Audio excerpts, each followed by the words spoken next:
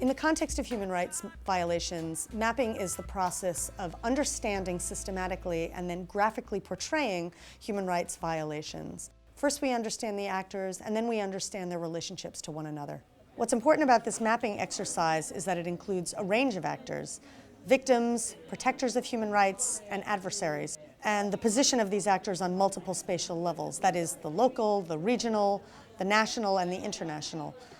The groups and the relationships and the channels for activism identified in the mapping help organizations and individuals formulate responses and tactics and provide a platform for the crucial integration between understanding and action.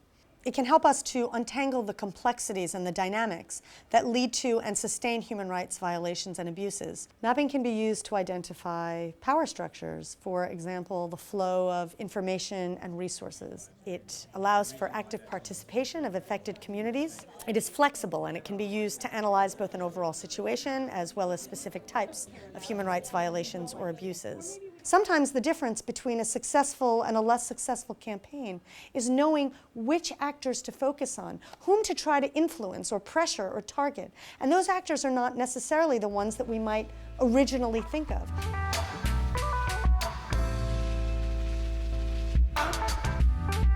The mapping technique starts with a specific violation, an instance of abuse that can be boiled down to one individual violating the rights of another.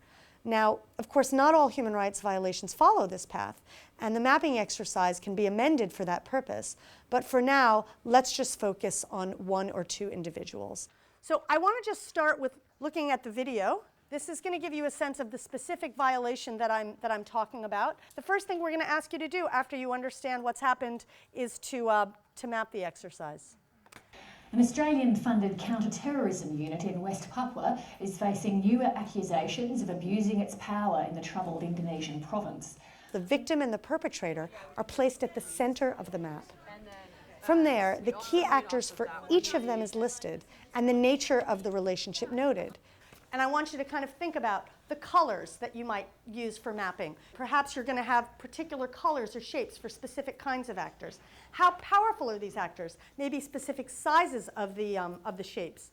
In which direction does the power move? Is the relationship positive or adversarial? Is the relationship financial or political or social or perhaps even sexual? We have started on the local level and moved concentrically out from there to note community members and local religious leaders and schools. From there, the relationships grow more distant, but no less important. Relationships determine how decisions are made, how incentives are given or taken away, and how actions are done. National, regional, and finally international bodies are noted, as is the nature of their relationship with other actors. This can be a daunting task, and the specificity and the comprehensiveness with which it will be approached will of course depend on the time that the mapper has. It can be done in an afternoon, or over the course of a few weeks, or much longer. After the map is complete, the next stage begins, brainstorming interventions. That is, the mapper examines the relationships identified and asks two questions. Which relationships could actually result in changes of behavior or policy? And in which relationships can I intervene most effectively?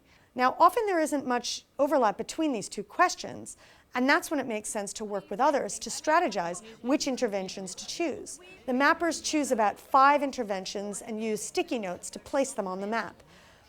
If groups are mapping the same exercise, you can see where there are common points of leverage, and where on the map it might be useful to add more pressure. In this way, actors work together to prioritize the most important levers for change. If we want to understand, really understand a human rights violation, we have to understand the political, economic, cultural, and social contexts that undergird that violation. It's not enough to say a law has been broken or a treaty has been ignored.